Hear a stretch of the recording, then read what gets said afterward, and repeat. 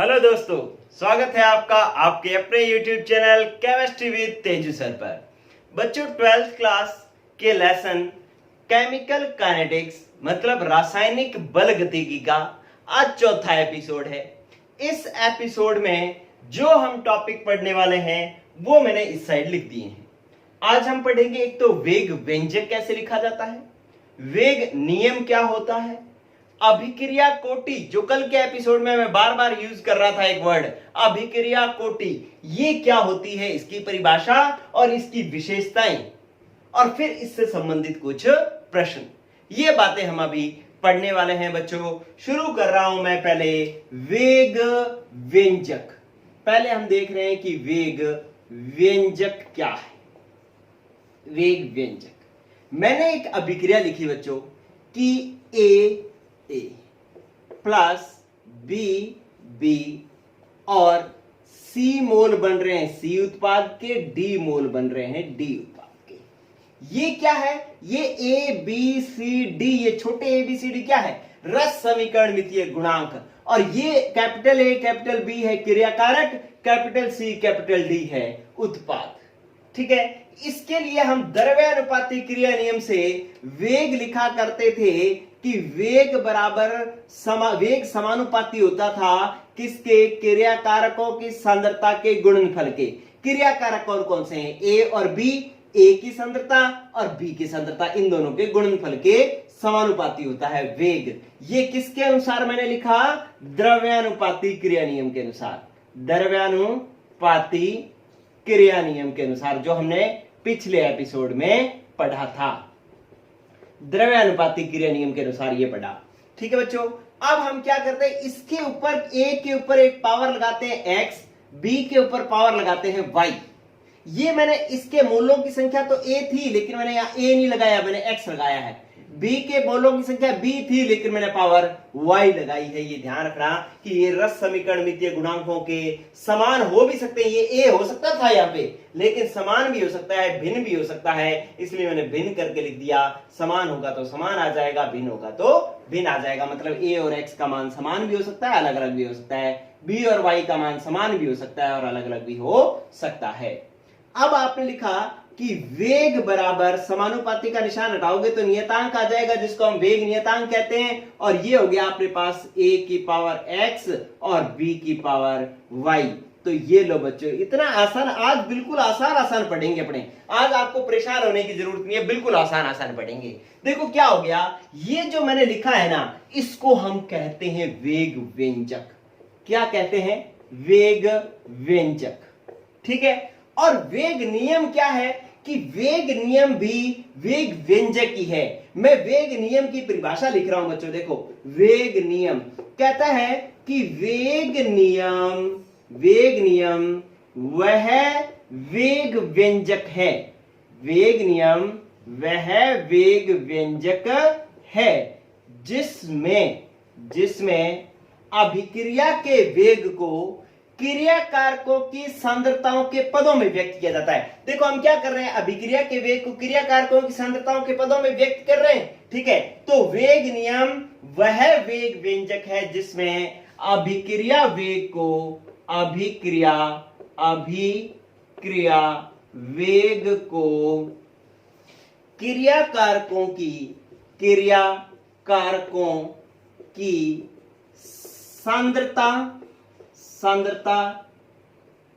सांद्रताओं के पदों में व्यक्त किया जाता है।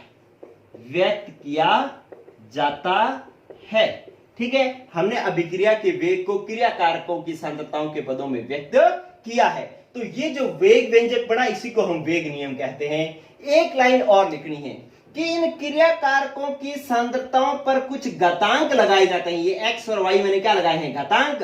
ये जो घातांक है ये रस समीकरण मितीय गुणांकों के समान भी हो सकते हैं और भिन्न भी हो सकते हैं। ठीक है, तो आप क्या लिखोगे इसमें कि क्रियाकारकों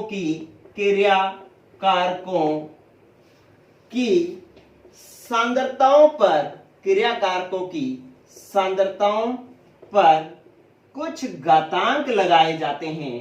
घातांक लगाए जाते हैं लगाए जाते हैं जो रस समीकरण मितीय गुणांकों के रस समीकरण मितीय गुणांकों के समान भी हो सकते हैं व भिन्न भी हो सकते हैं। ठीक है बच्चों, तो ये आपके पास दो बातें होगी, वेग व्यंजक और वेग नियम। ठीक है, कि किसी अभिक्रिया के वेग को आपने कैसे प्रदर्शित करें कि वेग समानुपाती होता है क्रिया कारकों की सांद्रताओं के, और उन पर कुछ घातांक लगा दिए हमने। ठीक है, तो ये जो आपके पास समानुपाती के अनुसार हटा करके वेग नियतांक लगा करके ये जो समीकरण बनाई है, इसको हम वेग व्यंजक कहते हैं। क्या कहते हैं? वेग व्यंजक। और इस वेग व्यंजक जो लिखा है यही वेग नियम है। आपको अच्छी बात पता चली कि जो वेग व्यंजक है ना वही वेग नियम है, इसीलिए तो आपने परिभाषा लिखी। वेग नियम की परिभाषा क्या है? सीबीएसई में ये कई बार बोर्ड में प्रश्न पूछा गया है कि वेग नियम लिखो। तो वेग नियम क्या है कि वेग नियम वह वेग व्यंजक है जिसमें अभिक्रिया वेग को क्रिया कारकों की सांद्रताओं के पदों में व्यक्त किया जाता है। अभिक्रिया वेग को क्रिया कारकों की सांद्रताओं के पदों में व्यक्त किया जाता है, और इन क्रिया कारकों पर कुछ घातांक लगाए जाते हैं। ये घातांक इन रस समीकरण मितीय गुणांकों के समान भी हो सकते हैं और भिन्न भी हो सकते हैं। तो ये आपके पास हो गया बच्चों वेग नियम और वेग व्यंजक। ठीक है, तो आपको अगर कोई समीकरण दे रखी हो तो उसका इस तरीके से वेग व्यंजक लिखना होगा। अभी इससे संबंधित मैं कुछ प्रश्न भी करवाऊंगा, लास्ट में मैंने लिखा है कि हम प्रश्न भी करेंगे। ठीक है, चलिए अब बात आती है अभिक्रिया कोटि की। ठीक है, मैं यही वेग नियम को खत्म कर रहा हूं, हटा रहा हूं। देखो बोर्ड में पेपर में प्रश्न कई बार आता है कि अभिक्रिया वेग व वेग नियम को परिभाषित कीजिए। वेग तो होता है इकाई समय में क्रिया कारकों या उत्पादों की सांद्रता में होने वाले परिवर्तन को अभिक्रिया वेग कहते हैं। लेकिन वेग नियम क्या है? वेग नियम है ये जो मैंने आपके सामने लिखा है, ये है वेग नियम। तो वेग और वेग नियम अलग अलग हैं, ध्यान रखना, तो आप इसमें गलती मत करना। चलिए बच्चों, अब बात आती है कि अभिक्रिया कोटि क्या होती है। ठीक है, मैं इसको साफ कर देता हूं पूरे को। चलिए, अब आपके पास अभिक्रिया कोटि सीखनी है आपने कि अभिक्रिया कोटि किसको कहते हैं। देखो, अभिक्रिया कोटि,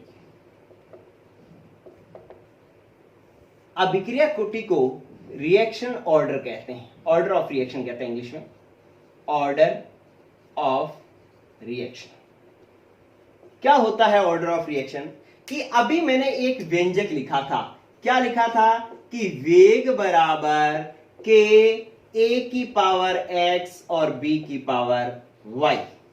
ठीक है, तो इसके अंदर जो अभिक्रिया कोटि होती है ना, आप अगर इस वेग व्यंजक से, ये आपने वेग व्यंजक लिखा है, इससे अगर आप अभिक्रिया कोटि निकालना चाहो तो अभिक्रिया कोटि को n से प्रदर्शित करते हैं, और ये अभिक्रिया कोटि वेग व्यंजक में जो क्रिया कारकों की सांद्रताओं पर जो घातांक लगे हुए ना, इन घातांकों के योग के बराबर होता है। तो अभिक्रिया कोटि हमारे पास क्या होगी? अभिक्रिया कोटि होगी कि भाई किसी अभिक्रिया में वेग व्यंजक में, ये जो आपके सामने वेग व्यंजक लिखा हुआ है, इस वेग व्यंजक में क्रिया कारकों की सांद्रताओं पर जो घातांक लगे होते हैं ना, इन घातांकों के योग को अभिक्रिया कोटि कहा जाता है। ठीक है, तो आपके पास अभिक्रिया कोटि की परिभाषा बन गई है कि वेग व्यंजक में क्रिया कारकों की सांद्रताओं पर लगे घातांकों का योग अभिक्रिया कोटि कहलाती है। अभिक्रिया कोटि कहलाती है। ठीक है बच्चों, तो इसका मतलब है अगर कोई आपको वेग व्यंजक दिया हो और आपसे पूछ ले कि अभिक्रिया कोटि क्या होगी, तो यहां पर जो मान दिए होंगे इन दोनों का जोड़ कर दोगे, जो मान आएगा वही अभिक्रिया कोटि होगी। तो ये था वेग व्यंजक, और इस वेग व्यंजक में क्रिया कारकों की सांद्रताओं पर जो घातांक लगे हुए थे उन्हीं के योग को हम अभिक्रिया कोटि कहते हैं। ठीक है बच्चों, अब आप देखो कि आपके पास एक और परिभाषा है। ये परिभाषा भी आप सिर्फ सुनेंगे। क्या कहता है कि यदि कोई अभिक्रिया हो रही है और उस अभिक्रिया के दौरान क्रियाकारक को, वो क्रियाकारक जिनकी सांद्रता में कोई माप योग्य परिवर्तन आए, तो उन क्रियाकारकों की संख्या को भी अभिक्रिया कोटि कहते हैं। ये बात हो सकता है अभी आपको समझ में नहीं आई हो, लेकिन अभी आपको थोड़ी टाइम में समझ में आ जाएगी। क्या कह रहा है कि उन क्रियाकारक, अभिक्रिया कोटि की एक और परिभाषा लिख रहा हूं, उन क्रियाकारक परमाणु, अणु या आयन की संख्या को अभिक्रिया कोटि कहा जाता है। अभिक्रिया कोटि कहा जाता है जिनकी सांद्रता में नापने योग्य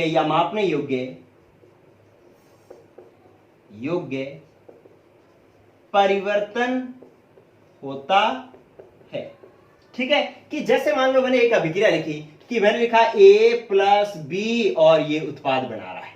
ठीक है, कि अभिक्रिया के दौरान A की सांद्रता में भी परिवर्तन हो रहा है, B की सांद्रता में भी परिवर्तन हो रहा है, और इतना परिवर्तन हो रहा है कि इन दोनों में जो परिवर्तन हो रहा है वो मापा जा सके।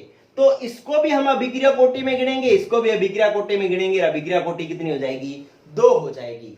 ठीक है, लेकिन अगर ऐसा हो कि इस अभिक्रिया में A की सांद्रता में तो खूब परिवर्तन हो रहा हो, लेकिन B की सांद्रता में जो परिवर्तन हो रहा है वो मापने योग्य नहीं है, बहुत थोड़ा परिवर्तन हो रहा है, तो इसको हम अभिक्रिया कोटि में नहीं गिनेंगे, इसको गिनेंगे। तो अभिक्रिया कोटि कितनी होगी? 1।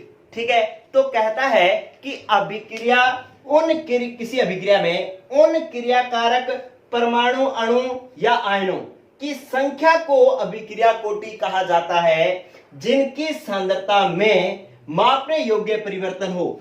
एक बात और लिखना है, जिनकी सांद्रता में अभिक्रिया के दौरान, ये बात लाइन जरूर लिखनी है, अभिक्रिया के दौरान, जब अभिक्रिया हो रही हो, अभिक्रिया के दौरान मापने योग्य परिवर्तन हो, तो उसे अपने अभिक्रिया कोटि कहते हैं। तो ये जो परिभाषा है अभी हमें और समझनी है, और डिटेल आएगी। ये तो हमें पता लग ही गया कि वेग व्यंजक में क्रियाकारकों की सांद्रताओं पर लगे घातांकों के योग को हम अभिक्रिया कोटि कहते हैं। ठीक है बच्चों, तो अभी ये जो परिभाषा है इसको हमने और एक्सप्लेन करना है। चलिए, अब आपसे क्या पूछा जाता है कि अभिक्रिया कोटि के लक्षण क्या है। मैं इसको साफ कर दूं। चलिए, आपको ये दोनों परिभाषाएं, पहले अगर मान लो दूसरी परिभाषा किसी को नहीं याद हुई तो कोई बात नहीं, हम इसका क्वेश्चंस करेंगे तब याद हो जाएगी, लेकिन पहली परिभाषा आपको याद हो जानी चाहिए। चलिए, अब है अभिक्रिया कोटि के लक्षण। अभिक्रिया कोटि का जो पहला गुण है ना, वो ये है बच्चों कि अभिक्रिया कोटि जो होती है वो एक प्रयोगात्मक मान है। ठीक है, मतलब इसका प्रयोग करके ही जो है हम इसका आंसर निकाल सकते हैं, सैद्धांतिक मान नहीं निकाल सकते हम इसका क्या किया जाता है? पहले प्रैक्टिकल किया जाता है, फिर इसकी वैल्यू निकाली जाती है। तो ये एक प्रैक्टिकल वैल्यू है, प्रयोगात्मक मान है। दूसरा कि अभिक्रिया कोटि का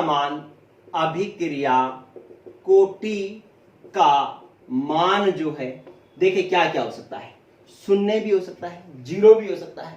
ठीक है, और पूर्णांक भी हो सकता है। पूर्णांक मतलब 1, 2, 3, 4 ऐसे पूर्णांक भी हो सकता है। फिर ये कहता है कि इसका मान भिन्न में भी हो सकता है। भिन्न का मतलब है 1.5 हो सकता है, 2, 3.2 हो सकता है। मतलब इसका मान जो है 1.5, 3.5 कुछ भी भिन्न में भी हो सकता है। और इसका मान ऋणात्मक भी हो सकता है। ऋणात्मक का मतलब है -1, -2, इस तरीके से ऋणात्मक मान भी हो सकता है। तो अभिक्रिया कोटि के लिए अभी अपने बात करेंगे कि क्या मान किस तरीके से आएंगे, लेकिन आप ये पहले समझ लो कि ये क्या है, एक प्रयोगात्मक मान है। और अभिक्रिया कोटि का मान 0 भी हो सकता है, इसका मान पूर्णांक में 1, 2, 3, 4 भी हो सकता है। इसका भिन्न में भी हो सकता है 1.5, 3.5, इस तरीके भिन्न में भी हो सकता है, और इसका मान ऋणात्मक भी हो सकता है। लेकिन आपको तीसरा पॉइंट ध्यान रखना बच्चों कि इसका मान कभी भी अनंत नहीं हो सकता, अनंत नहीं हो सकता, ठीक है। इसका मान कभी भी इनफाइनाइट नहीं हो सकता, अनंत मान नहीं हो सकता। ऐसा नहीं होगा कि अभिक्रिया में मतलब क्रिया कारक की सांद्रता में थोड़ा सा परिवर्तन किया जाए तो अभिक्रिया वेग बहुत बढ़ जाए, ऐसा कभी नहीं होगा, अनंत मान इसका नहीं हो सकता। चौथा गुण देखो इसका कि इसका मान कभी काल्पनिक भी नहीं हो सकता, काल्पनिक नहीं होता इसका मान, ठीक है। क्या मतलब है कि ऐसे अपने कल्पना नहीं कर सकते कि यार चलो इस अभिक्रिया का तो हो सकता है कि 2 अभिक्रिया कोटि हो या इस अभिक्रिया की अभिक्रिया कोटि 1 हो, हम ऐसे कल्पना नहीं कर सकते, हमें पूरा प्रैक्टिकल करके ही वैल्यू निकाल सकते हैं, कल्पना नहीं कर सकते हम। काल्पनिक मान नहीं हो सकता इसका, और या इसका अनंत मान नहीं हो सकता, और इसकी शून्य पूर्णांक भिन्न या ऋणात्मक मान हो सकता है, ये मान तो हो सकते हैं। चलिए एक अभी टॉपिक मैं करवाऊंगा जिसका नाम होगा अणु संख्यता। क्या होगा? अणु संख्यता। अणु संख्यता व अभिक्रिया कोटि जो है ना, आपने पढ़ेंगे अभी अणु संख्यता क्या होती है। अणु संख्यता व अभिक्रिया कोटि समान भी हो सकते हैं, समान भी हो सकते हैं, और भिन्न भी हो सकते हैं। अणु संख्यता का मान अभी हम निकालना सीखेंगे, तो वो अभिक्रिया कोटि के बराबर भी आ सकता है और अलग भी आ सकता है। तो ये आपके पास अभिक्रिया कोटि के कुछ लक्षण हो गए। अब बड़ी बात ये आई है कि ये प्रयोगात्मक मान है। ये प्रयोगात्मक मान कैसे ज्ञात किए जाएंगे, ये कल का एपिसोड है बच्चों। कल के एपिसोड को कोई भी मिस नहीं करे, बहुत इंपॉर्टेंट है। आज तो मैंने सिर्फ अभिक्रिया कोटि की एक जनरल शुरुआत की है, ठीक है, लेकिन ये पूरी की पूरी डिटेल जो है वो आपके सामने कब आएगी बच्चों? वो आएगी कल, ठीक है, जिसमें हम प्रैक्टिकल करके अभिक्रिया कोटि के मान को निकालना सिखाएंगे कि इसका मान कैसे आता है, ठीक है। और बहुत ही शानदार, बहुत सारे जो कंपटीशन के numericals, JEE advance, mains, NEET, इन सब के न्यूमेरिकल्स सिर्फ उस एक टॉपिक पर आएंगे, ठीक है। अभी तो हमने सिर्फ शुरुआत की है। चलिए अभी अभिक्रिया कोटि के लक्षण हो गए। अब मैं कुछ प्रश्न देता हूं आपको, ठीक है, जो सीबीएसई आरबीएसई में ये प्रश्न कई बार पूछा गया है, बहुत बार पूछा गया है। आप पेपर उठा करके देखा करो, जैसे मैं आपको कह देता हूं कि ये क्वेश्चन पूछा गया, अब आपको क्या पता चले कि पूछा गया कि नहीं पूछा गया। आप जो आपके पास कोई गाइड है या आपके पास कोई पुराने पेपर पढ़े हो किसी के पास, तो उसको खोल करके देखो, आपको लगेगा कि जो सर कहते हैं वो क्वेश्चन वास्तव में आए हुए हैं, ठीक है। चेक करो बच्चों, क्या क्वेश्चन आता है कि निम्न वेग व्यंजकों के आधार पर, निम्न वेग व्यंजकों के आधार पर अभिक्रिया कोटि का मान ज्ञात कीजिए, मान ज्ञात कीजिए। ये वेरी इंपॉर्टेंट है 12th बोर्ड के लिए। 12th बोर्ड में ये क्वेश्चन बहुत बार पूछा जाता है। जैसे आपको क्या दिया कि वेग बराबर के a की पावर 1 और b की पावर 2, अभिक्रिया कोटि बताओ क्या होगा।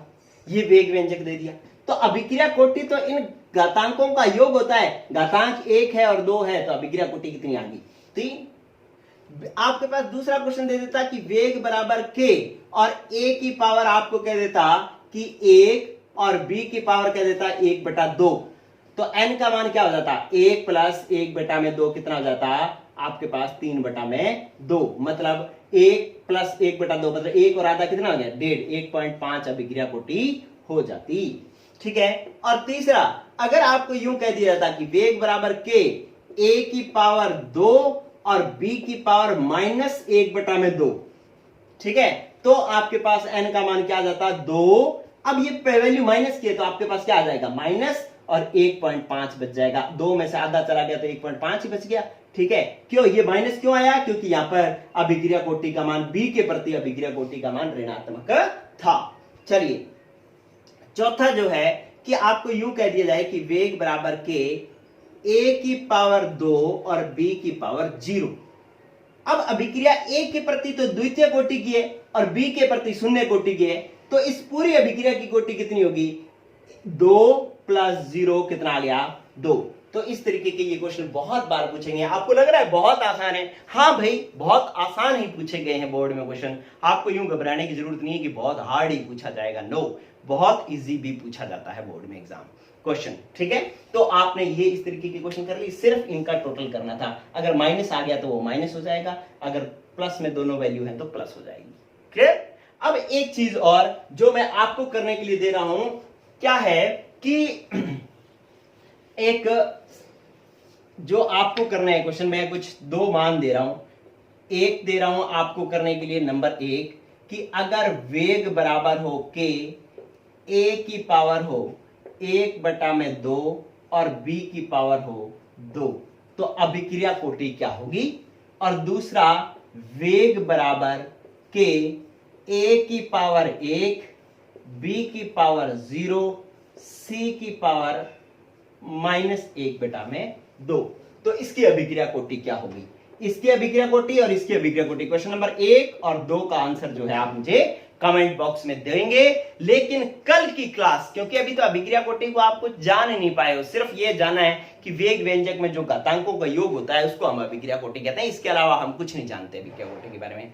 कल पूरा एक्सप्लेनेशन अभिक्रिया कोटि का और साथ में इसके वो न्यूमेरिकल जो 12th board, NEET, JEE, advance, mains सब क्वेश्चंस हम करेंगे। ओके बच्चों, आज के लिए इतना ही। गुड लक, पढ़ते रहो, बाय।